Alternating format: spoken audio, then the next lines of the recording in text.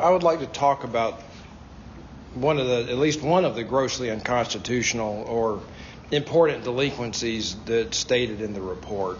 And again, would you relate this to the accusation to the accused? Slander. So this is about slander, the charge of slander. That helps everybody. Go ahead. Were you present at the July 19, 2020 meeting? I was. You just said you made a speech at that meeting? I did. Did you stay for the entire meeting through the closing prayer of the moderator? I did. Do you remember at any time in that meeting if the congregation voted to appoint commissioners to sign the 3 calls for the new associate pastors? No. Do you remember at any time in that meeting if the congregation voted to delegate that task to the session? No. Here is a copy of BCO 20-7 highlighted.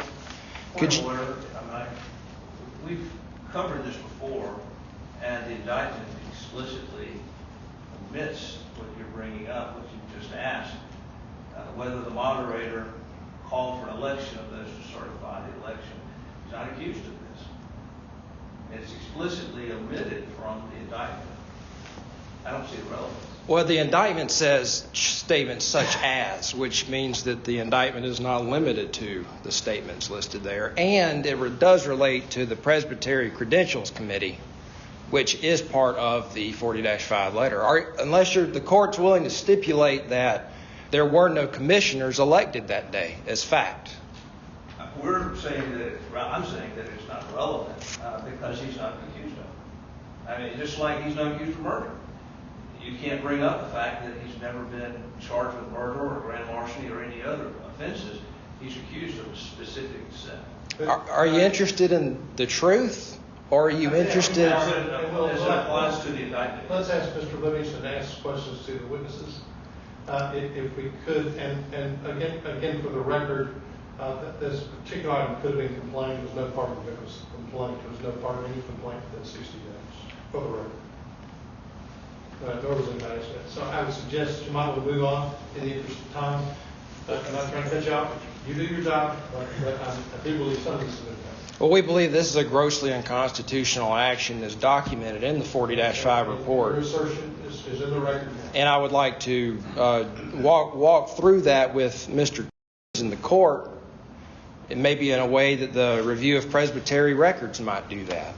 This is in the record. Point of relevance. What's to prevent you from discipline? You could march through any number of different things that aren't. Well, the letter's limited. The letter is bounded. And you said we made many statements. And in fact, here in the prosecutor's document, it says that there is, he documents that the allegations against the Credentials Committee includes accepting commissioners not appointed by the congregation, that it erred in not confirming the signers of the call were appointed by the congregation. These are some of the 18 or 25 allegations that the prosecutor has said that we have made. And he said this is going into the record. Livingston, I think the court would be willing to stipulate that we in fact made this error, and we know it, and we're sorry. It was in fact an error. Which error? That commissioners were not appointed to validate the vote, and that the Credentials Committee didn't confirm that. That was a simple error. It happened. I think the court would be willing to stipulate that. They were appointed but not by the congregation. Yeah. It was an oversight, and the record needs to reflect also that no one ever approached any session member and pointed it out. Who appointed the commissioners? Who attested that they were appointed? You ask your witness. While the witness is here, let's respect his time and ask him whatever questions you want. And there's another one on deck we're trying to get to, if possible. We may not. Could you please read BCO 20-7? If any church shall choose to designate its ruling elders and deacons or a committee to sign its call, it shall be at liberty to do so. But it shall, in such case, be fully certified. Point of order again, it's the same question. We stipulated that it was an error. It was a lapse in judgment, an oversight, an absent-minded mistake. Made by who? Probably the session you might call. May I ask you to direct your questions to the witness? Can you please read for me the paragraph below their names beginning with the word attest? Attest, I having moderated the congregation meeting which extended a call to Reverend Mark Harrington for his ministerial services, is hereby certified that the call has been made in all respects according to the rules laid down in the Book of Church Order. The persons who signed the foregoing call were designated to do so as per BCO 20-7, signed Reverend David W. Hall.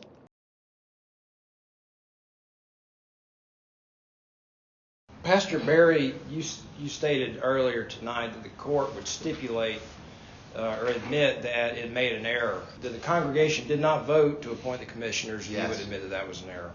When did you learn that that error had been committed? After the 40-5 letter listed it as such. I wasn't even aware of that. I mean, I've read the BCO, but I just didn't remember that.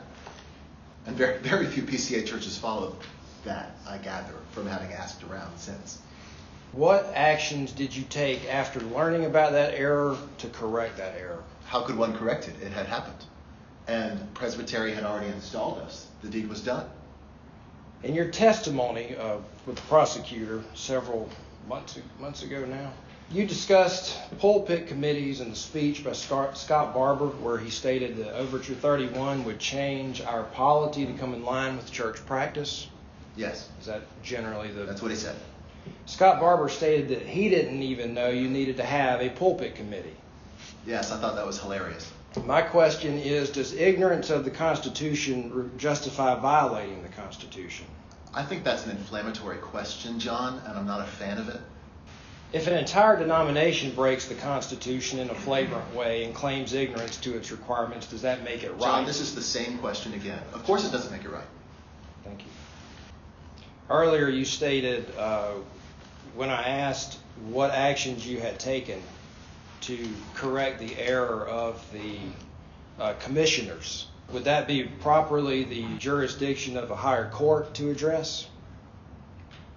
John, I honestly think this is a bell that cannot be unrung because once Presbyterian installed us, which happened that very night of August 3rd of 2020, an installation cannot be undone except by the congregation. I mean, even Presbyterian can't come in unless there's charges brought against us. Earlier you stated that regarding the fact that commissioners were not voted on by the congregation to sign the calls, that was something that had already been done, and how do you undo that? How do you unring that bell? Sure. That's what you said. So at this point, this letter had already been mailed to the clerk of the General Assembly. So how would they go about doing that? It's pretty easy. You write a letter and say, I regret signing this in the past. Dear stated clerk of the PCA, dear stated clerk of Northwest Georgia, I would like to remove my name. And while it was sent, that would have effectively, in public, have undone it. Yes, of course, everybody would have known, but one's name would no longer be attached.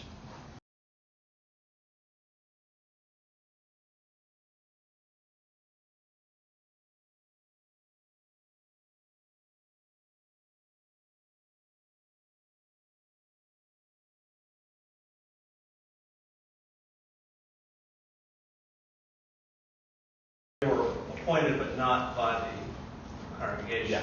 But not by the congregation. Yeah. Not by the congregation. Yeah. Not by the congregation. Yeah.